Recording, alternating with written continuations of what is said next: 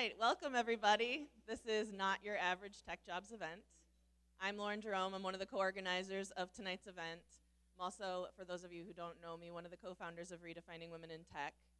We started Redefining Women in Tech a little over a year ago, and one of the big mantras that we talk about internally is that tech takes all types.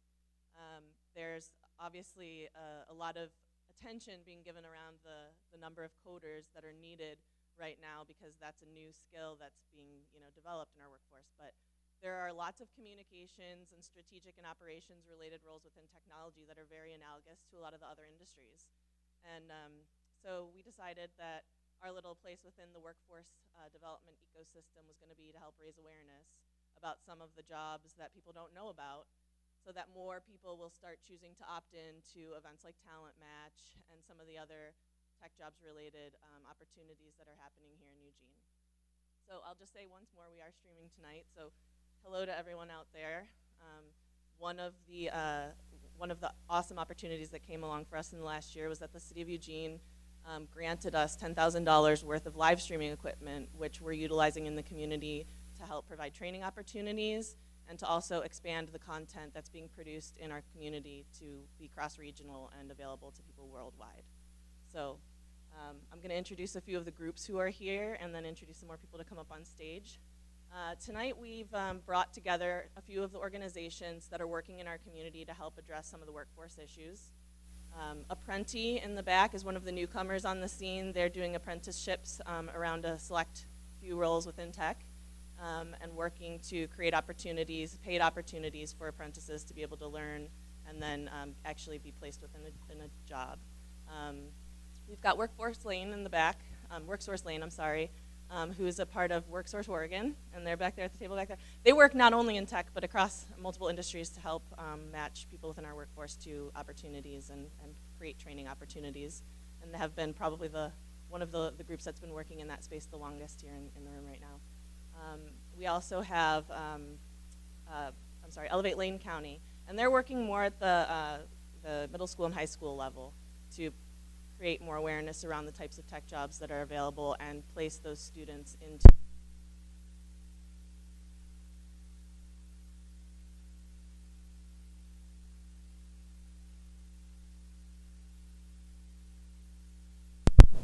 So I'd also like to thank our sponsors who made tonight's event possible. This is a big milestone for Redefining Women in Tech in that this is our first event where we raised money within the community to allow us to pay people like our our live streaming group here tonight. So thank you very much to Rain Eugene, Lane Workforce Partnership, TAO, Eugene Chamber of Commerce, Excess Media, and CBT Nuggets for stepping up in a big way to help us make this possible. Not only is it enabling us to do what you see here tonight, 5% of the proceeds go to Innovate Oregon, who's our fiscal sponsor, to help continue different programming throughout the state. And it's also, like I said, enabled us to be able to have opportunities for training on the live streaming equipment and to provide this opportunity for all of you. So I'm going to keep it short, and I'm going to introduce a couple of people. Liz Martin is going to be moderating tonight's panel. She has a lot of experience in different fields. She would be a great person for anyone who's interested in exploring some of these roles to talk to afterwards. She has a lot of experience to share, and in a few minutes here, Christina Payne is going to come up. She's the executive director from Lane Workforce Partnership, and she's going to talk a little bit about the bigger workforce development initiative that she's been a part of. But before we go there, I just want to thank a few individuals. Allison Weatherly from TAO has been incredibly helpful in the process of putting tonight's event on. So thank you, Allison. Thanks, TAO, for providing this opportunity. Additionally, I'd like to thank the awesome team at Redefining Women in Tech, which is Carissa Dockendorf, Elaine Pandolfi, and Terry Monroe, who have worked tirelessly on promotion and some of the different materials that we've put together for tonight's event. So thanks to them. And I mean, to be realistic, there's a lot of people in the room here that I'd like to think, I'm not going to say individually, but pretty much everyone standing over here has in some way helped contribute to not only promoting this event, but participating in some way. And a lot of you here in the room have helped promote and spread the word about this. So I'd just like to thank all of you for being here. And without further ado, I'll introduce Christina.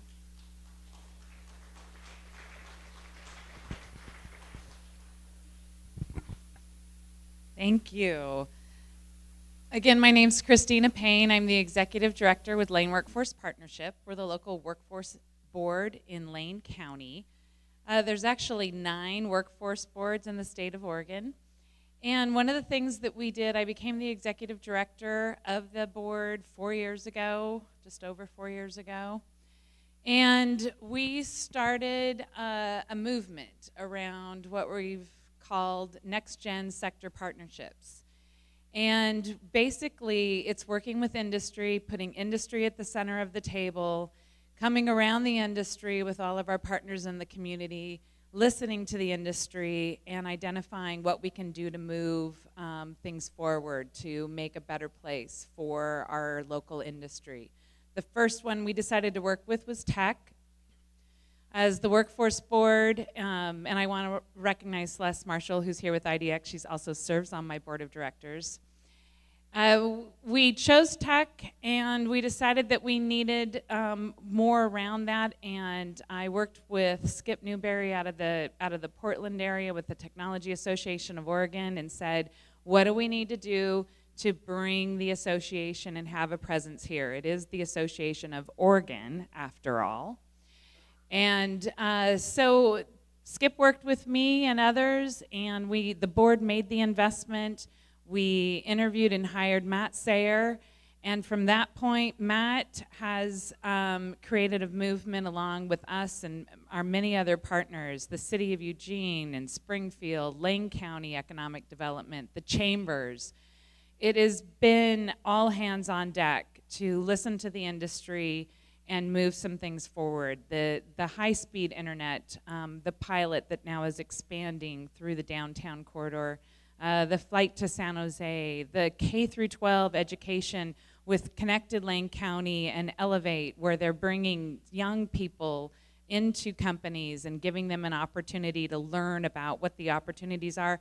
And they're also bringing teachers over the summer and so that they can go back and teach computer science in the classroom. The University of Oregon has overhauled its curriculum to meet the needs of the local industry, and students who had no idea that there even were tech companies in downtown Eugene now know that there are companies, and they're being hired by local companies. So these are some things that were happening just without notice, but all of us coming together made a difference. As the board, we're now doing more work in food and beverage manufacturing. We have an individual, Micah Elkinen, who is working with that sector. We have a construction ag group that has been working collectively as well. And now we're launching into wood products manufacturing. And we have a maritime sector project going on. So just a few other initiatives. But wanted to talk a little bit about what we're doing behind the scenes. The Apprenti is the first tech apprenticeship program that's been launched in the state of Oregon. That has also been being done through the Workforce Board, a grant through the Department of Labor. And so these are some things that we've been able to bring to this area and in partnership with all of the industry. And you have industry working with public investors and public partners and organizations, and just working together and making things happen. And redefining women in tech, I think, is an example of how when you focus on an industry and you give them what they need, you start to see additional communities being developed. And the Redefining Women in Tech has been a community that has been such a draw and such a magnet, and I think today is a perfect example as to what they can do and how they've grown and how we all feel a little more welcome in tech. Because I can tell you, as the executive director of the Workforce Board, when we chose tech as the first thing that we were going to do, I thought I was way out of my element. And then as I started working with others, I realized I actually do a lot more in tech than I thought, quite a bit actually. And so I think talking about it has made me feel more comfortable, and I can tell by today in the attendance that more people are feeling far more comfortable in coming to events like this and finding out more. So I want to thank all the people behind this, and especially Lauren Jerome for leading the charge on this. So thank you.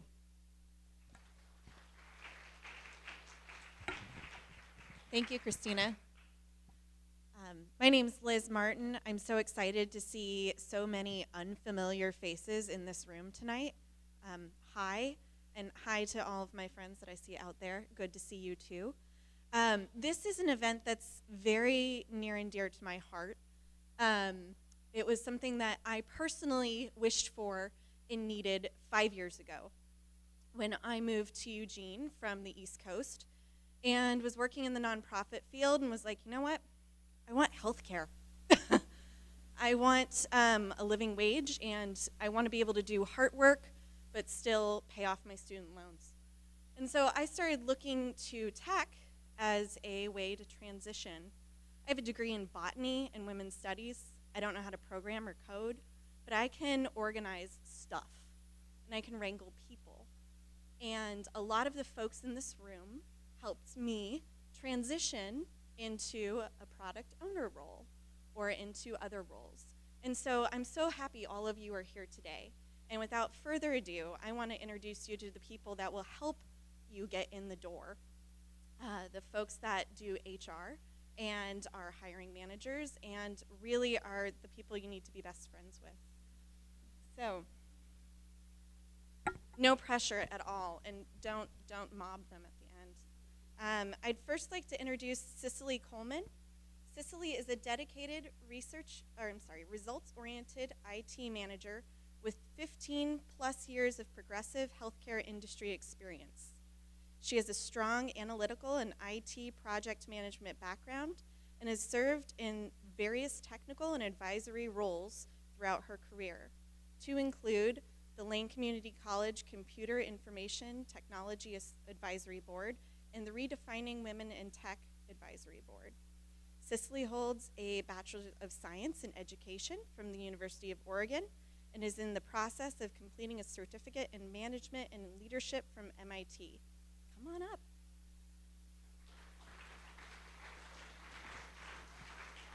All right. Next, I'd like to introduce Tina Cruz. Tina has over 20 years of experience in human resources in the tech industry, specifically in gaming. So if you're into games and gaming, she's a good lady to talk to. Most recently as the HR director at Pipeworks in downtown Eugene. Pipeworks has been in Eugene for almost 20 years. Tina's experience runs the gamut of HR, things such as recruitment, training and development, safety and compliance, compensation planning, benefits administration, and employee relations. Come on up, Tina.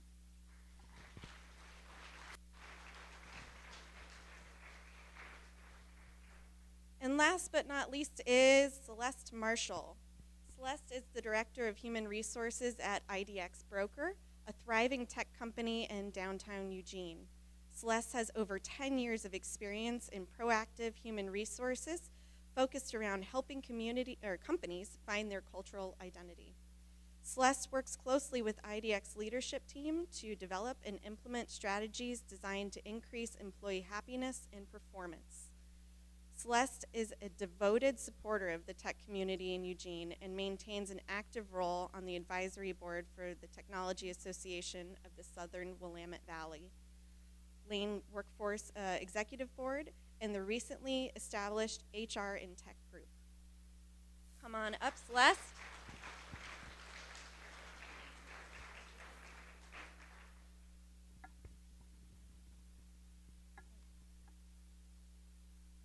All right, so I'm going to get us started with just a few warm-up questions, and then we'll open it to the floor and pass the mic around. So I'll just go ahead and ask, and you all can decide who gets to go first. My first question is, what skills that are not technical would you like to see more of in the tech industry?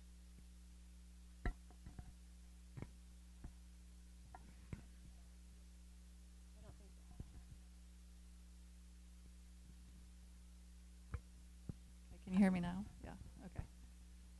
So I think one skill that is really helpful is being able to effectively navigate ambiguity.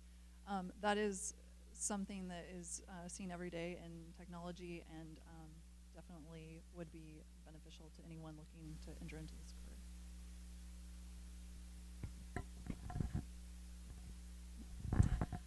You know, contrary to popular belief, because we're at a tech event, I'm not going to say that I need a technical skill set.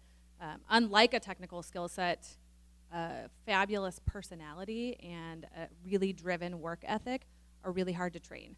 And so we are hiring humans, we're not hiring robots, and we're looking for people ultimately that have those really important soft skills. And I know you hear that probably any industry event that you ever go to, but for us, people that are able to communicate across teams, so in a cross-functional way, with people that maybe have a different focus or a different outcome, your ability to be able to do that and articulate how well you can do that is incredibly important. And beyond that, it's tenacity, grit, curiosity, the ability to learn. If an applicant is able to show those skills and show experience with those skills, true proven experience, then they're a league above the rest. You know, I'd have to agree with that. People skills, organizational skills, you guys hear this all the time, but being able to think outside the box and show us something that you've done from start to finish that is creative and innovative, we're always looking for that. Doesn't matter the role. We want people that can, honestly, at the size of our company with 82 employees, be able to wear a multitude of hats. So we're looking for people with broad perspectives. So what I'm hearing from you is that you all are encouraging folks to do side projects and try out new things and do something at night or volunteer for an event like the Hack for a Cause. I know a lot of your organizations get involved in that as ways to kind of build skills that they might not have. Great. The next question is one that I was just really stoked to get to ask on everyone's behalf, and that is, how do I get my resume beyond the application tracking system? So how do I get this resume past the robot and in front of a real person? And you know, that's going to be important so they can consider other skills that I might have. So how do I do that? So we were talking about this earlier, and games people are great and really creative. I've had things from people standing outside of a business holding a big cardboard flyer that says, "Hire me," and that was a different company, so I won't say the name of that company, which got that person looked at. Unfortunately, they didn't get the job because they weren't the right skill set, but it got them looked at. We've also had people come in, and I'm not saying to do this, buy our QA team lunch. Again, not saying to do that. That's not bribery. We don't want that. But it's creative and innovative. They're finding different ways to make themselves known. I also don't mind that if a candidate contacts me, and sometimes it's out of the PR, we have a PR link on our career site, like if you want information, the directors all get that. And I'll reach out to, they'll reach out to us and say, hey, have you looked at my resume? Haven't heard anything back. It's been a month and a half to 2 months. I'll definitely go ahead and take the time to look into those individuals. Again, we're a small company and I can physically manage that. But anything you can do to get creative or make friends, go to social events, get on any of these tech groups, network.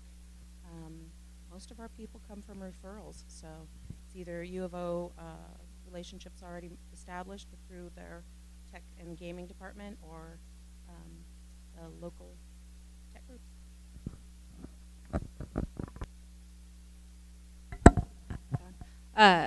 I want to point out the fact that we have a luxury because we live in Eugene, and Eugene tech community itself is still relatively small.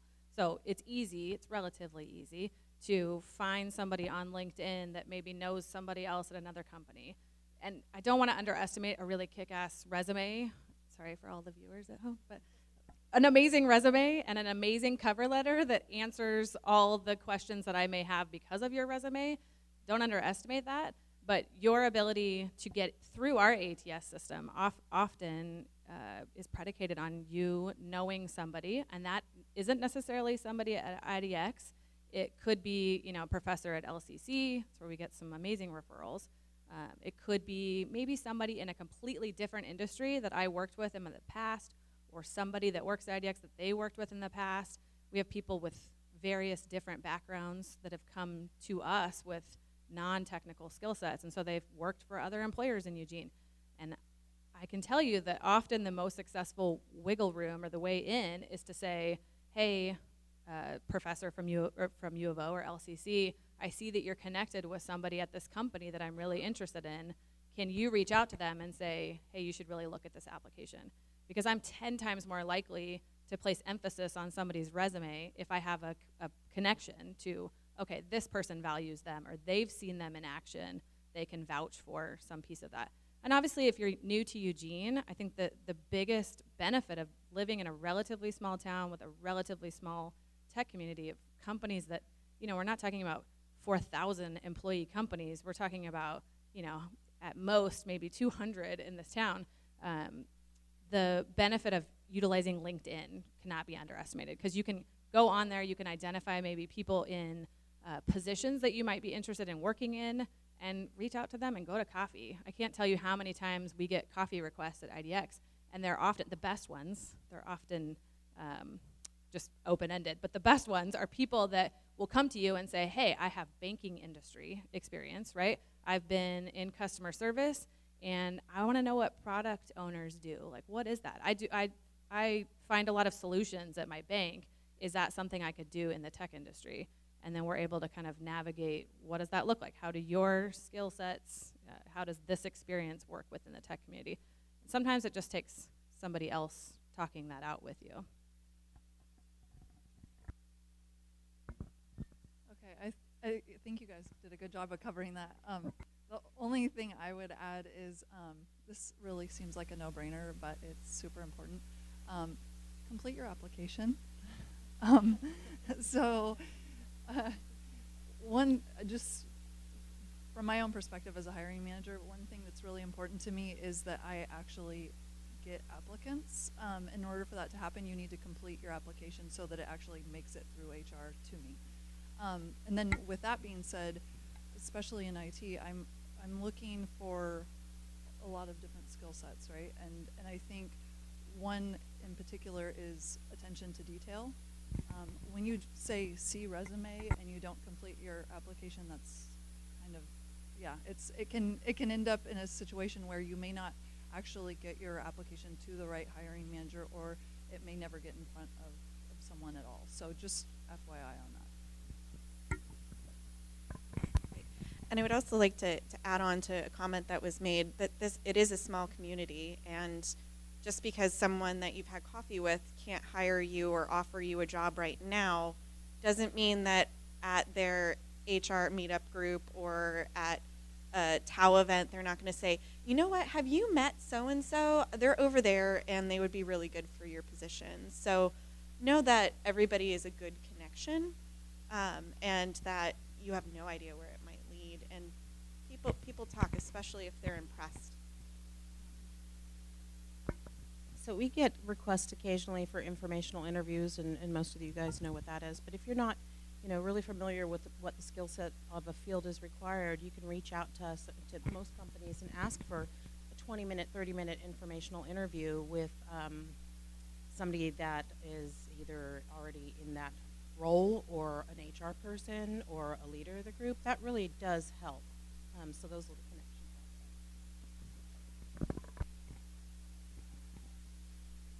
One more question, then we'll open it up to the floor. So this one's a big one, especially for somebody that was, at least when I was going through this process, where I didn't feel like I had a lot of relevant experience, but versus education. Like, so my experience might have been relevant to one thing, but my education didn't match it. Again, botany degree. I studied plants and played out in the dirt all the time. I was not set for tech in that way. So how do you all weigh relevant experience against education and technical requirements? Like, how do you see through the details? I'll start off. So for me, I think it's important to really look at it from a holistic perspective. It really depends on the position I'm hoping to fill, but two things really important to me right out of the gate is, one, cultural fit, and two, aptitude. So I mean, my background is I have a degree in education, but I'm an IT manager now. I navigated that through basically taking on work that other people didn't want to do, and then all of a sudden I ended up in IT. But it was things that I was passionate about. So I think that it's important to, just be thoughtful of the fact that you shouldn't count yourself out, in that respect. Yeah, I definitely agree.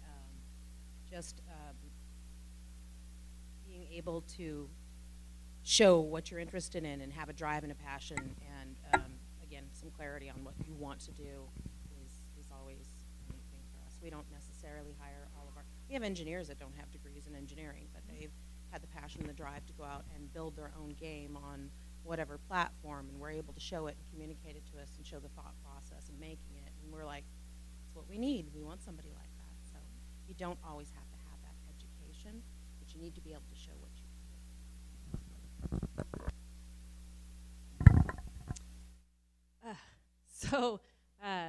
We weigh them the same. I think that's an important start. We weigh educational experience and life experience and work experience at the same level. Whether you've gone through a theory-based educational program to go through computer science, or some sort of product management, or a strategic organizational management degree, we're going to weigh that in a similar way as we would somebody that's going to come to us with past experience that proves that they can do the same things. And potentially, because they've had life experience or work experience, they can do that from a different perspective that we have not considered in the past. I'll tell you, I also at times speak with U of O students and LCC students. They have zero experience. They're coming into this with like, I have a degree, that's it. How do I prove that I'm skilled enough for this position? So having had some work experience and having the ability to do things like hackathons and coding camps, and maybe go through a project management training, or access people in similar positions that you're interested in and go and talk to them and research how they approach that field, or what are the like Scrum and Agile development processes, is a well-known concept. Sounds crazy, but it's a well-known concept and well-documented, easy to research and easy to learn. So I think the key for us is we really measure them the same, and I'm looking for people with layered backgrounds. I'm looking for people that, if you have a teaching background and now you're approaching tech support, that's huge. There's a completely different way to approach that role that maybe somebody with call center experience, or maybe just a U of O, a bachelor's degree, or some banking experience, they're going to come to that role in a different way. And the value, or not the value, but the emphasis should really be how you articulate that. And again, I know I already said it before, but often that takes sitting down with somebody else and being like, this is what I have. How would you say that's valuable? How would you say I'm good enough for this specific position? I also have to say, don't underestimate your skills. I so often don't receive resumes for people that I think would be totally skilled for a position, and they just count themselves out. And specifically women do that more than anybody else. We count ourselves out. We see some sort of like, oh, technical skill, or there's a requirement, I don't have that, so I won't even apply. Just apply. Get your name out there, start networking and talking to people. Start the process, start the conversation.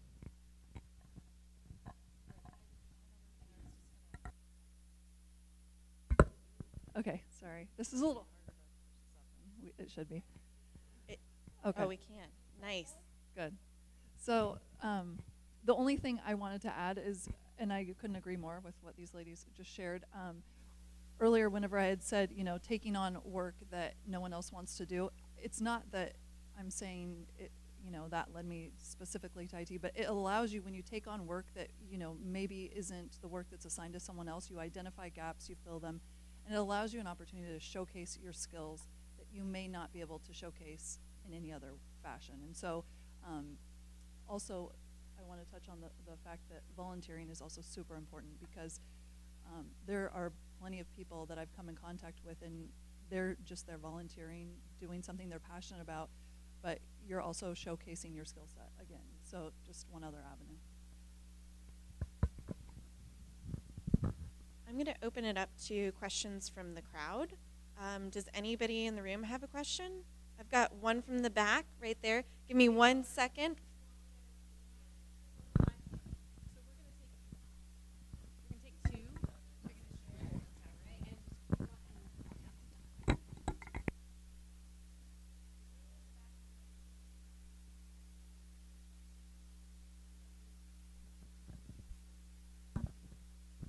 My question is, I'm curious, as someone who works in the tech industry, how would you transition out of a development style position into management? How do you bridge that gap? So from an individual contributor to a leadership role? Oh, usually I tell people they need to take some initiatives. Managers are doing a million things at once, and if somebody wants to get into something like that, you've got to rely on yourself to bring it up to your manager and say, I want additional responsibilities. I want you to give me that opportunity to succeed and show what I can do. Usually that works to some degree. At least they get the opportunity and you get to figure out if it's right for you or not. I don't know. Do you have any ideas? I think in some ways the beauty of the tech industry is that there's two tracks. Right. There's management, typical employee management. You're working with them, you're directing, maybe doing performance reviews. And then there's more of a technical expert path. I first would implore you to consider which path you want, because the glory is not always in management. But that said, the people that have successfully risen to that path, I think often for us specifically, and I see this at other companies, are people that are able to work cross-functionally. You cannot underestimate how powerful it is for that person in support that just started 6 months ago, has already made connections on the dev team. Now they're talking about some cool feature that's going to be released, so they're the expert early, and they're starting to talk to our product manager, and so they're doing this process of making inroads and connections and relationships. Then their name is the first one that comes up when you're like, hey, we need a lead for this department, or our manager's leaving, or they're moving to a different department. Who can we fill? Who's on our depth chart? And that we're always considering who's on that depth chart. Who's the next person up? Do we have a succession plan in place? So whether you know it or not, the work that you're currently doing is constantly being measured against whether or not that's the path for you. And for sure, yeah. Which changes? The only thing I would add to that is if you are interested in a management career, I would highly recommend professional development in that specific area based on what industry you're in. It can be really helpful, but that's all I'd add. And again, just take the initiative. I mean, unfortunately, I see people who are telling me, I haven't had an opportunity. Did you step out and ask for an opportunity? Take a little initiative too.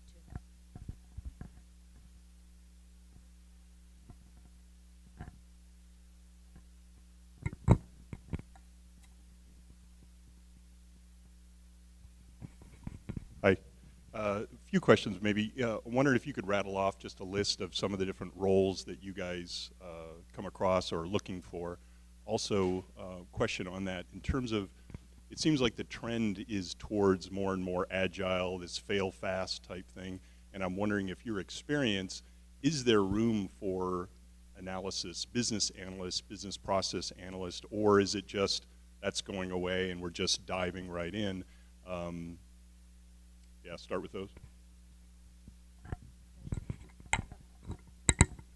So I definitely, you're right, there is the whole agile methodology, and sometimes you'll see a hybrid approach of a couple different variations.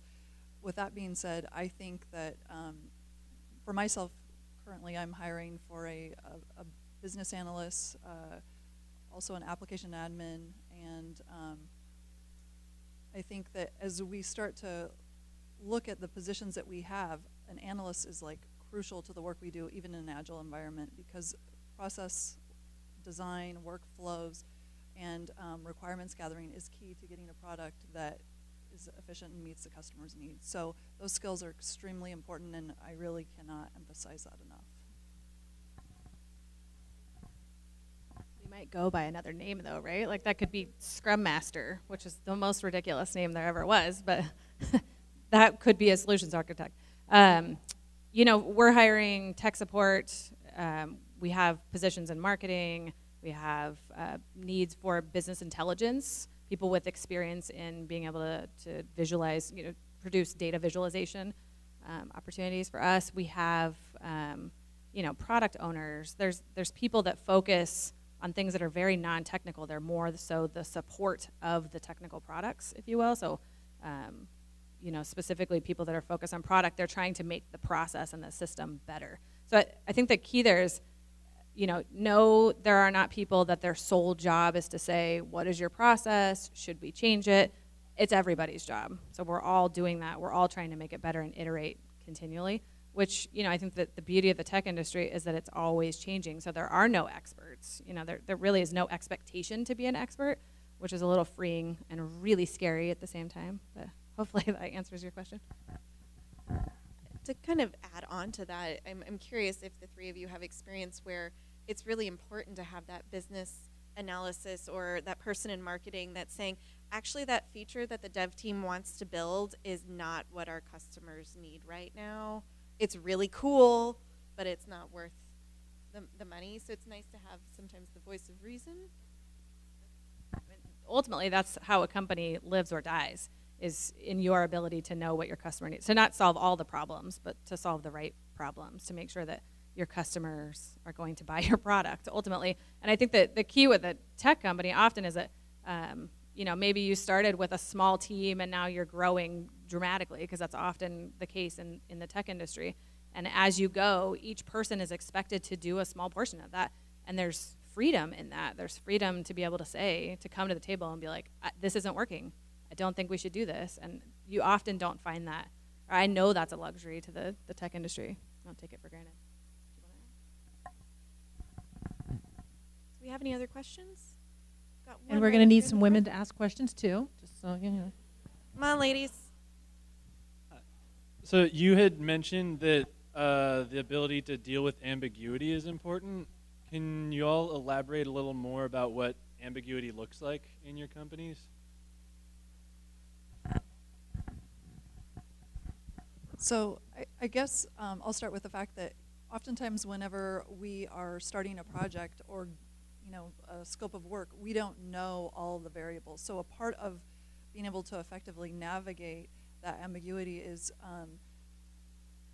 reaching out and working across departments and being able to navigate those paths in order to gather that information so we can effectively execute on whatever scope of work that may be. And I guess a nice way to say that is, our work, and this is true across multiple industries, it's not going to come to us in a nice little package. Oftentimes we don't have all the information, so you're kind of wearing, as I think both of you guys described before, you're wearing multiple hats trying to understand what it is it's the requirement in order to fulfill that. And so that's the ambiguity I was speaking to. I don't know if you want to add. No, I agree with her wholeheartedly. You don't always know what's in front of you, and you've got to be able to go ahead and talk to other teams and figure it out and scope it out, and not just assume that everything's laid out for you in a pretty little package, because it never is. Yeah, the tech industry it's burgeoning. Nobody's an expert, like we talked about. And so I think for us, what that really looks like on the ground is adaptability. It's being a curious learner and approaching problems with, okay, let's solve it, let's do this. It changed because, if the only guarantee is that it's going to change, as new features release, the product looks different, it feels different. Hopefully, if you're doing that consistently, people approach your product from a different perspective. All of those things in a non-developer role, yes, in the engineering role, you need to be able to deal with ambiguity in how you're building something, but even from a support or a marketing perspective or business analytics, things are just consistently changing, and those that are able to survive are those that see that as an opportunity to learn more and adapt with those changes. And I think that goes back to something the three of you said earlier, and then we'll take your question right there. If you raise your hand, Julie will hand you the mic, which is that each one of you mentioned finding somebody that's continually willing to learn, and that's where I think we got a nice full circle of if you can learn and you need to be able to learn quickly in the tech field, you can deal with that ambiguity. Now your question? I was just curious, 2 questions about the resume thing. One is that you said, and I saw you all give the look, about resume when people say see resume, So I'm just curious, because from this side, when you go to all the work to put it in a resume and then they ask you a question you feel like you already answered, usually what I do in that case, if I feel like my resume answered it, is I copy and paste. Is that something that annoys you guys? Yeah.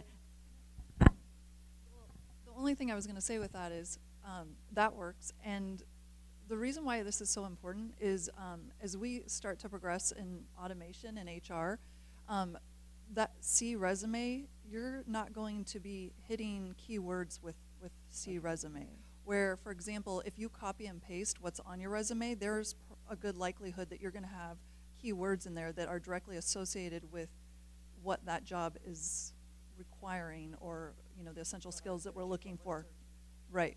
So I think that's and good question, because it helps to better understand that. But from my perspective, that's kind of where I was coming from.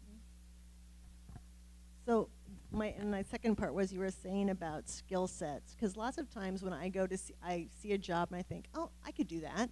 Then I go and read the skill sets, and there's I can do about half of it, and then the other half, it's like I don't really have any experience in that, so I don't apply. So, and I've heard people say, well, somebody applied for this, and they don't even have these skills. So I'm just kind of more elaboration on that. Well, this is just truth.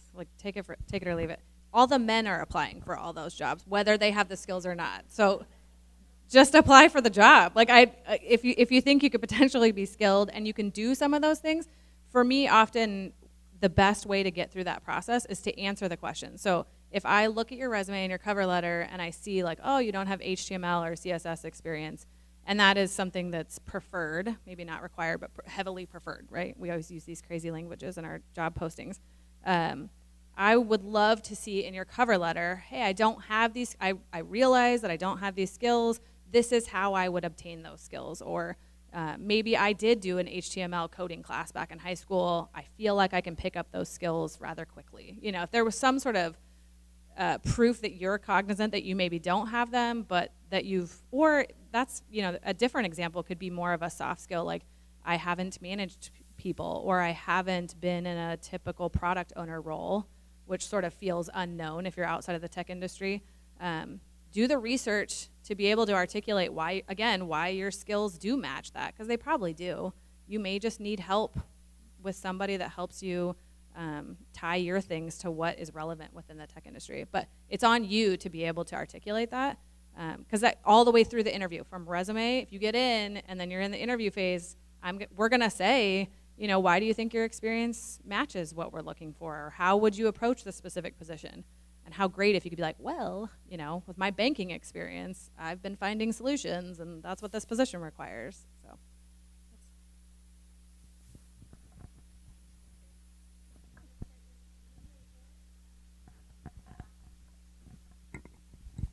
Hi. So as we know, job descriptions and job titles vary from company to company and how they describe themselves. For applicants or people seeking non-tech roles, sometimes there's that tech jargon that they don't necessarily understand. What would your advice be to people applying for some of those roles to be able to read around that and understand that, so they're not necessarily thinking, oh, I can't apply for that because it doesn't apply to me, but it could, they just don't get it. I'll tell you from my perspective, I am often hiring for positions that I have no idea what I'm hiring for, right? Especially when I first started way back at IDX 4 years ago. I was like, oh, you want to what? Okay, cool, we'll go find that person.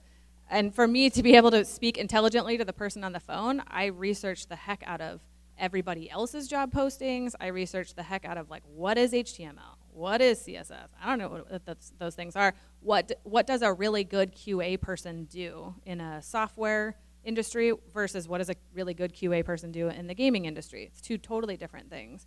So research, it's out there. It's now a very documented industry, and there's best practices about how to get in. There's best practices about how to know what those technical requirements are and how to speak about them. But research, Google. No, I would agree 100% in what she's saying. Just going out and being able to, figure it out what they're talking about. Sometimes it sounds scary. It's really not. and you'll find you've got some experiences in your life or your previous careers that tie in. So yeah, I definitely agree. Just kind of research it a bit. If it don't let it daunt you.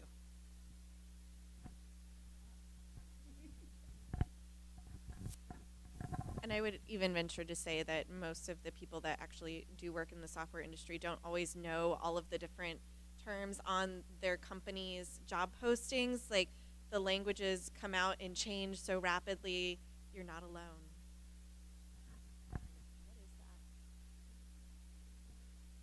I've been reading and hearing that there are gaps in the workforce in Eugene, and oftentimes companies have to seek professionals from outside Eugene. I was wondering if you could tell us where those gaps are.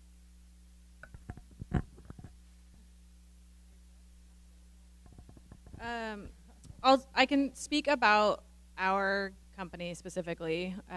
We have, and it's less so now, I would say, even in the last year or two, there has been a significant increase, and maybe that increase in qualified applicants has been just from relevance, like people now are aware of the tech industry, and so maybe people with different backgrounds in different industries are coming and applying for technical positions.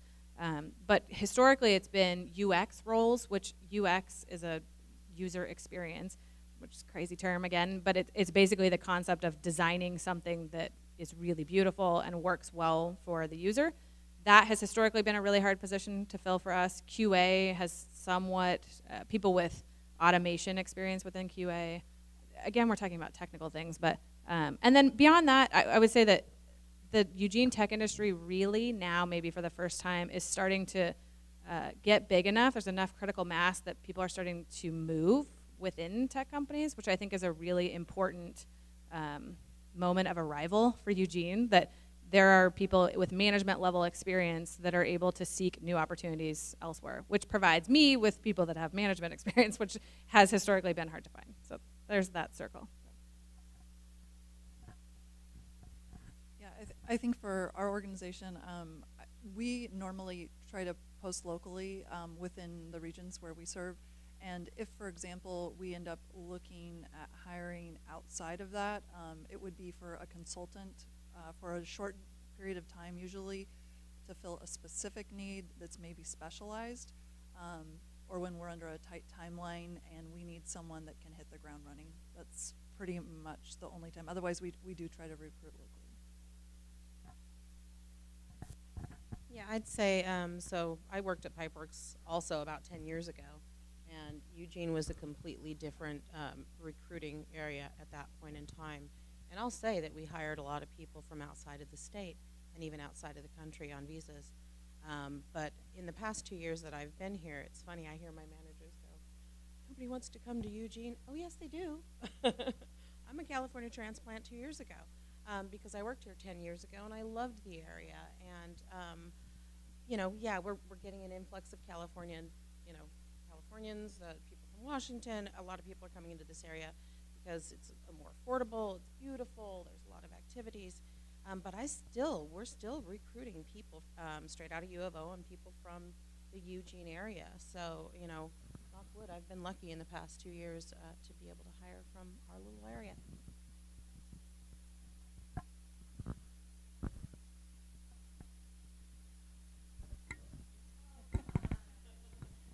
All right, guys. You want me to make an utter fool out of myself here? Okay. I'm trying to figure out what exactly is the tech industry. Well, the reason is when he asked the question, you know, marketing and this and that, and that's regular business stuff. So exactly what is it? I could have answered you in the audience. That's great. When I think of technology, the technology industry is usually building some kind of a technical product, something software-based and hardware-based as well. So anything, again, outside of hospitality, sports, I mean, it kind of touches on everything. Tech's in everything, I think, these days. But I usually look at product. I think the state, I'm sure Christina could talk about this, the state has some sort of predetermined definition, that it's a company that's focused on building software or providing some sort of IT service. I mean, there's several distinctions under that name. We think we're really cool, and we call ourselves the tech industry, and I think that's often confusing and a little bit us versus them can be at times, because that's kind of an unknown concept. But generally, what you'll see in Eugene is companies that are focused on building some sort of software product. And so because that's a known concept or known area of focus, you see a lot of the same types of positions, similar languages that we're using. You know, like Palo Alto Software is another tech company in town. We use very similar back-end systems. That the way that we build our product is very similar to the way that they approach that. So tech to me means these really exciting up-and-coming companies that often started in Eugene as this little baby idea and then has now grown into being a full-fledged middle-sized company.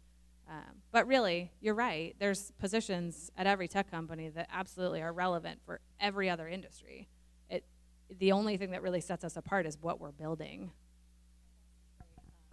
I think that most tech companies probably have a stronger percentage of their people in engineering, designing, software engineering, software designing. But that's what I would. Yeah, so I work for PacificSource Health Plans. We are not a tech company. However, we have a very skilled technical staff and a department of around 100 employees in IT. That being said, I really view, I think Christina Payne said it best, when it's like you all of a sudden are like, wait, I am in tech. I mean, there's really not a lot of career paths where you're not in tech, especially in today's world.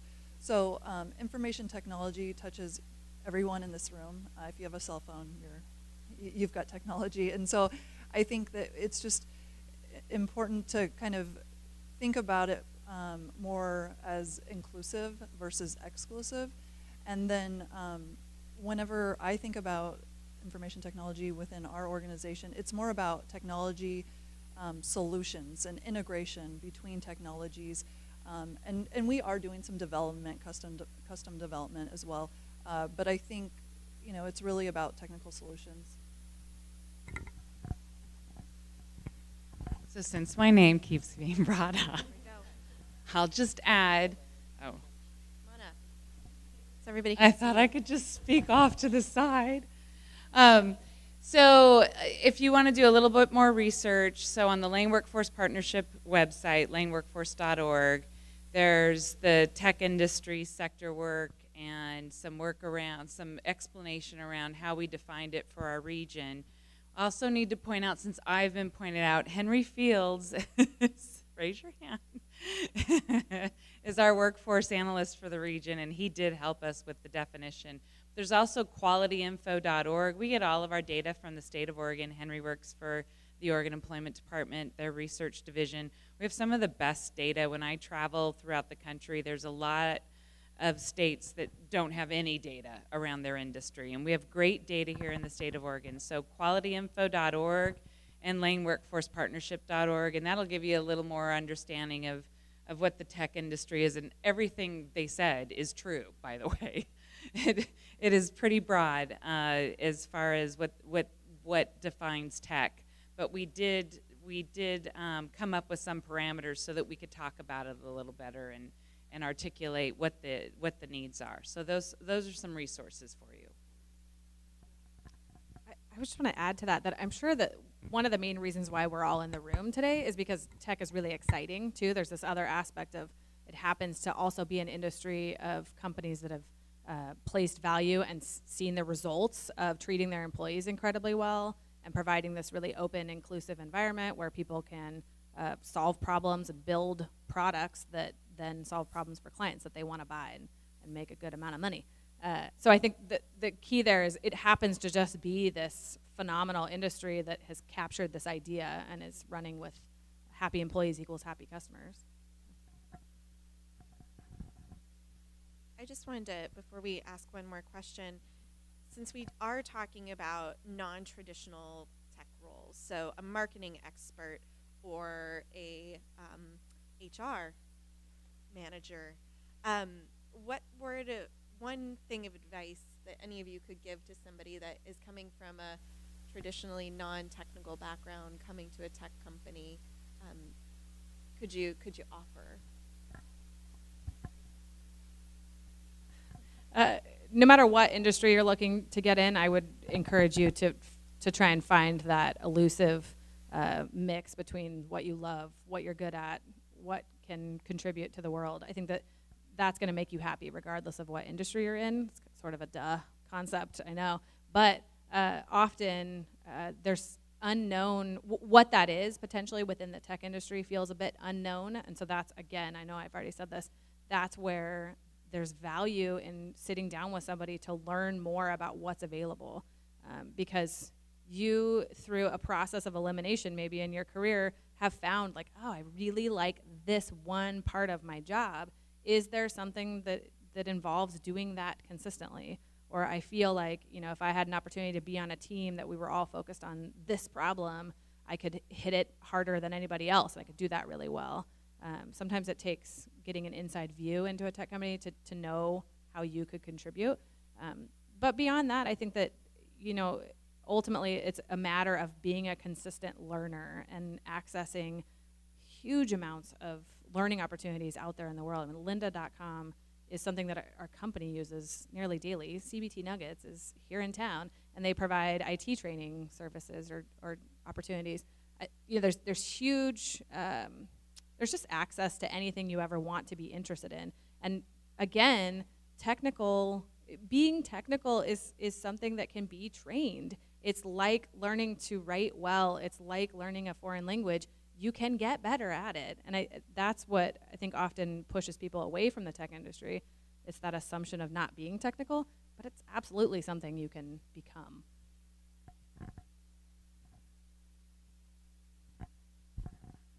Can you rephrase the question again? I just want to make sure we touch on the whole thing.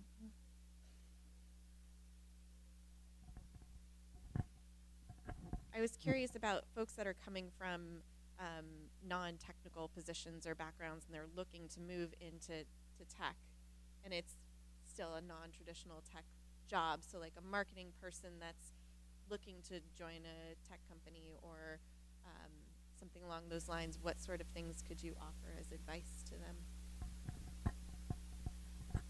So I think one thing that's really helpful is connect with people that can help mentor you.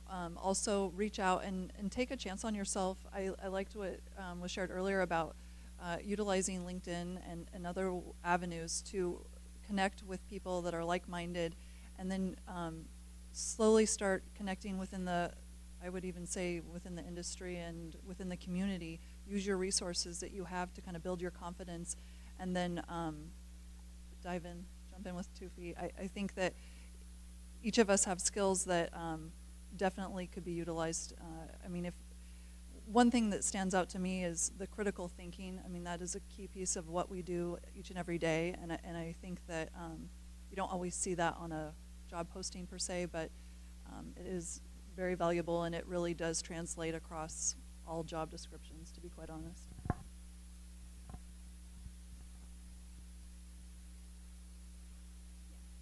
I would like to hear a little bit from each of you about some key steps that you took to get where you are, maybe from school or training or past work experience, some things each of you have done personally.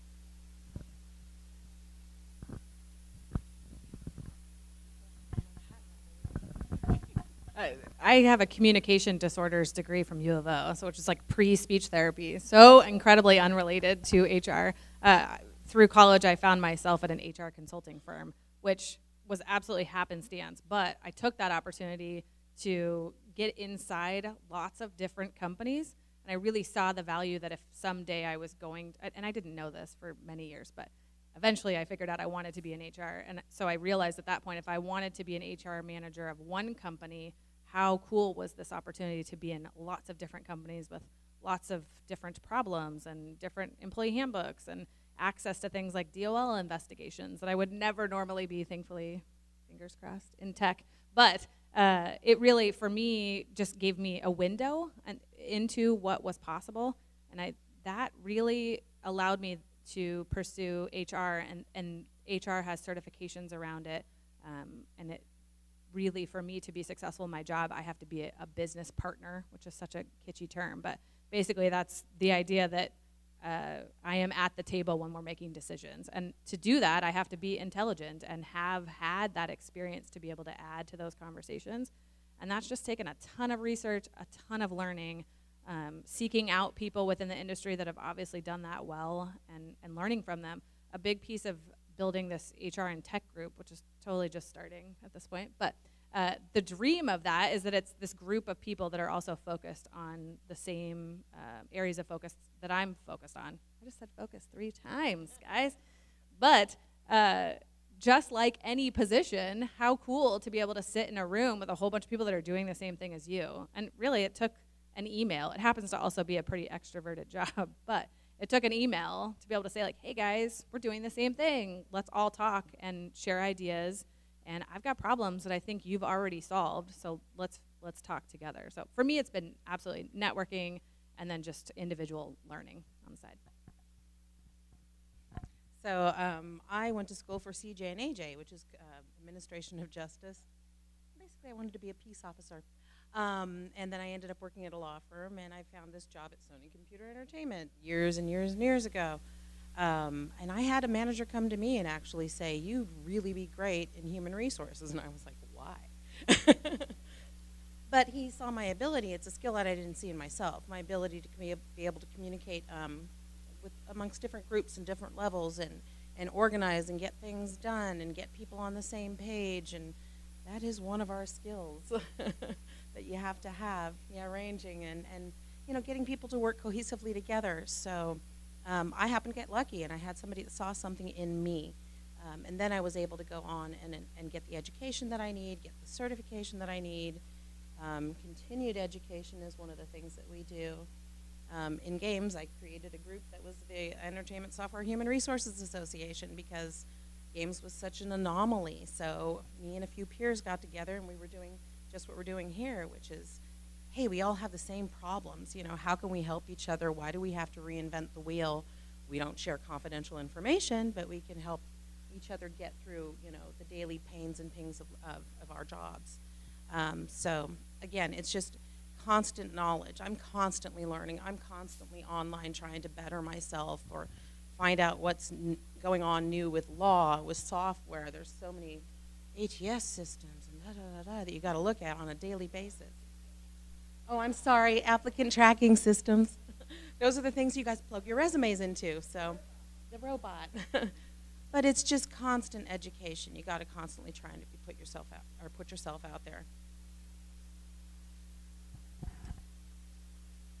So as far as my journey, so I ended up, I was actually going to U of O and putting myself through school, working at the hospital. And while I was doing that, I ended up in an analytical role. I was taking on work that other people didn't have time to do, or work that needed to be done, that I just identified the gap, filled it, and was recognized for doing that. And so in that process, I had my director at the time came up to me and was like, hey, I'm posting a role for an implementation analyst, and I want you to apply. And I was like, what? Like, are you sure I'm qualified? And she's like, I'm posting it. I want you to apply, like, in the discussion.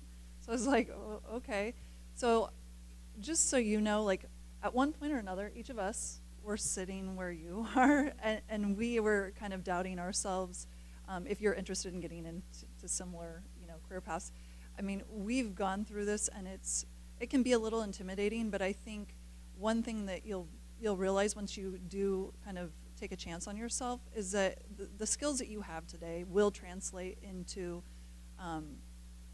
following a job that you're passionate about, as long as you stick it out and believe in yourself. And so I think from my perspective, believing in yourself, seeking out mentors, and really, I guess, following your passion, because that's really where it's at, and hard work, obviously. And you have to put yourself in those uncomfortable situations. When you do doubt yourself, doing it on a constant basis. This right here, not comfortable. But it's those things, you got to kind of take that leap of faith and get into it, and then you'll find the next thing that you have to deal with is going to be easier to take on and easier to understand. Great, we have time for one more question. Okay. I got a question from you earlier, so I'm going to ask her right here, but I do see you. I want you to know that. So while she gets the mic, the things that I've heard is be vulnerable when you're asking people for help and advice. Be honest with them. Be open to learning. Apply. Even if you don't think you check all the boxes, apply for the job. Ladies, just send it in. Send it in. Right? Complete. Yes, complete. Complete. Go ahead. So I think I'm an example of a non-tech job looking to get into tech. My background is environmental, and what I'm passionate about is environmental auditing. And I think every business or every product can benefit from somebody looking at this system and going, okay, how does this impact the environment? And I think most people would agree. But the thing is, when I look for these positions, especially among small to mid-sized companies, I don't see them available. I do in big corporations or in government systems that realize the impact of environmental stuff. So I think my question is if you think that you have a skill set that is attractive and important, how do you get businesses to see that if they're not even on the radar looking at that at all? I think you need to start your own company. Because that sounded good. So you have a skill set that small companies aren't really going to be able to afford. They're not going to be able to see the big picture of it. The larger companies have it because they can afford that role. It is a luxury. So she just said exactly what I was thinking. You should market yourself to all the small companies in town and say, I can do this value add for you, and it's not a big burden on the company, and it still can get you to your goal. Exactly.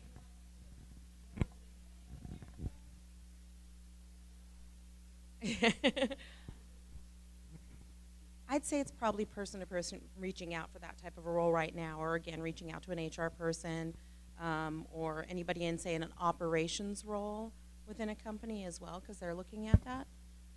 So maybe that'll help. If we're looking externally for something like that, or remaining open to opportunities like that, it's nice to see a completed product, or here's the package, here's what I can provide you, here's what the outcome would be, and maybe here's a reference from somebody that has done this as well.